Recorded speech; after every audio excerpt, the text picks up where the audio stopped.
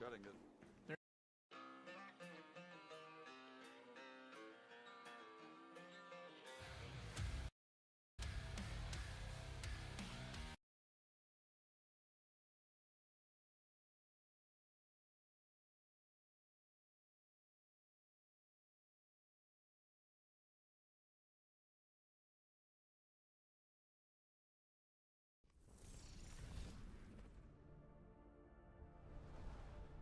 New Eden.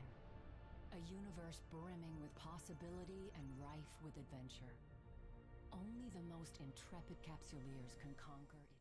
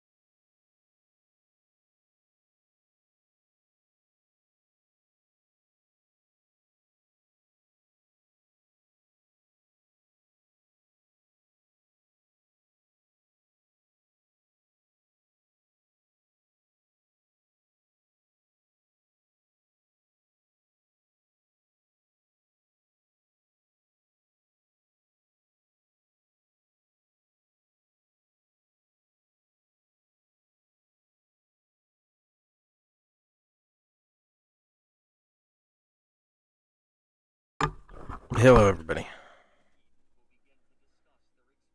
Hey, Justin, how's it going, bud? We are setting up new chat stuff. We're setting up a new stream thing. I got some stuff updated and am basically messing with stream.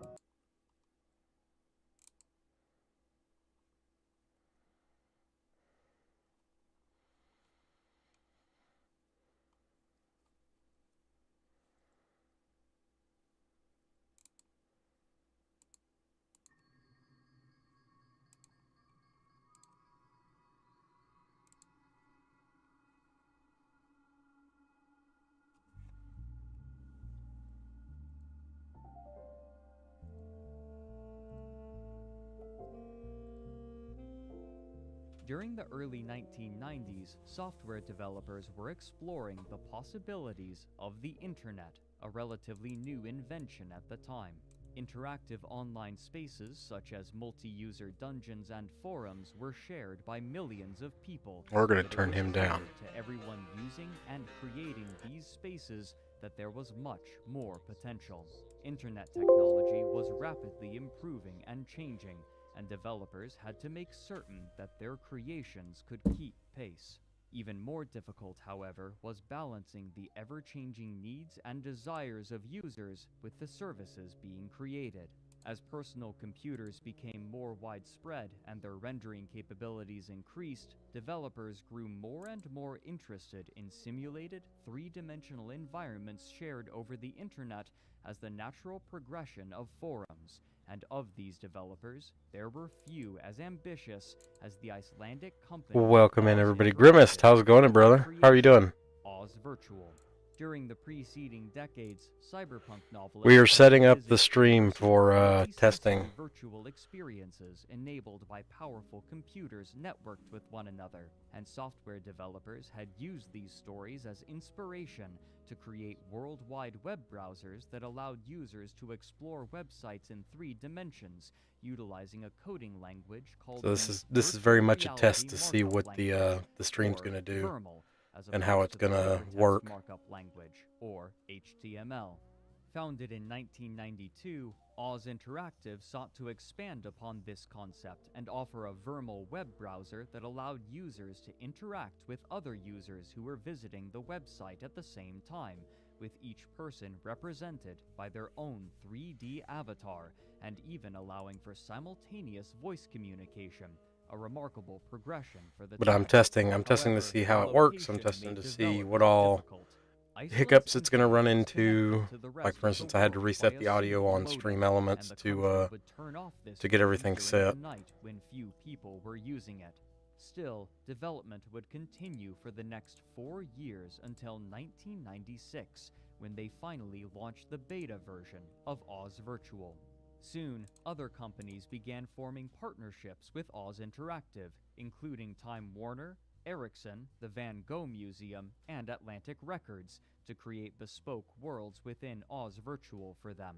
Most notably, Intel cooperated with Oz Interactive to recreate a New York nightclub in Oz Virtual, then utilize a motion capture system on the performers at the club to host a party in both the real and virtual spaces simultaneously.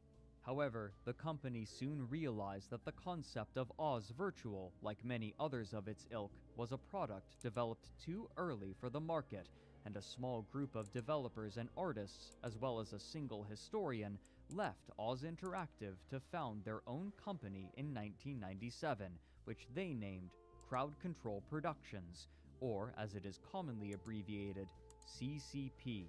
I don't Where know why this it didn't small give me group the had audio once for that spent their redeem. time developing tech demos, they were now interested in creating a finished product, and so they decided that they would develop something remarkably different: a board game. Leveraging the design Or that one. experience of its initial members, they quickly constructed their game, which they christened Heituspiel, or Danger Game. Produced in conjunction with Alcoholics Anonymous, the game saw players fighting against one another and occasionally making tenuous alliances as they attempted to break the cycle of addiction to various substances. Core to the game's mechanics was a focus on sharp consequences for failure and the ability to interfere with others' play. In the game design documents, the first line read, "Death is a serious matter." Heituspiel was widely successful in Iceland, and soon it had sold a copy to 1/8 of households in the country, bringing this small, independent company of designers a significant influx of capital. But rather than continuing to make board games, the company returned to the concept that had driven them to work together in the first place. While the design and technology they had made for Oz Virtual was produced too early for its initial purpose, they envisaged a game made with the same concepts and some of the same technology. And so, in 1999, using the money they had earned from Heituspiel, they began work on a space-themed massively multiplayer online game. At first, the designers attempted a 2-dimensional style, but the team decided quickly that they wanted to create something more reminiscent of a movie, and soon they settled on a 3-dimensional style that placed the player in a ship out in space against a backdrop of planets and stars, and they began releasing trailers in the year 2000. Publishers were initially unwilling to believe that the graphics in the trailers were rendered in real time, but after they had been convinced, CCP was able to secure the funding they felt necessary to make the game that they wanted, which they named EVE Online, the second Genesis. Their ambitions, however, were far more than graphical. Supporting the core gameplay would be a complicated system of economics described as hyper-capitalistic by its CEO. All resources available in the game would be gathered, traded, processed, and utilized by players with little management from the company. Like their board game Heituspiel, the first line in the design document read, death is a serious matter, and, invoking biblical language, this game world was given the name New Eden. When development began in earnest, the company had approximately 20 people, most of them from Oz Virtual, while most others were direct contacts of the initial members from Oz, including some whose relationship had been made by playing Ultima Online with them, another early MMORPG. One of the most challenging aspects of creating EVE would be its scaling.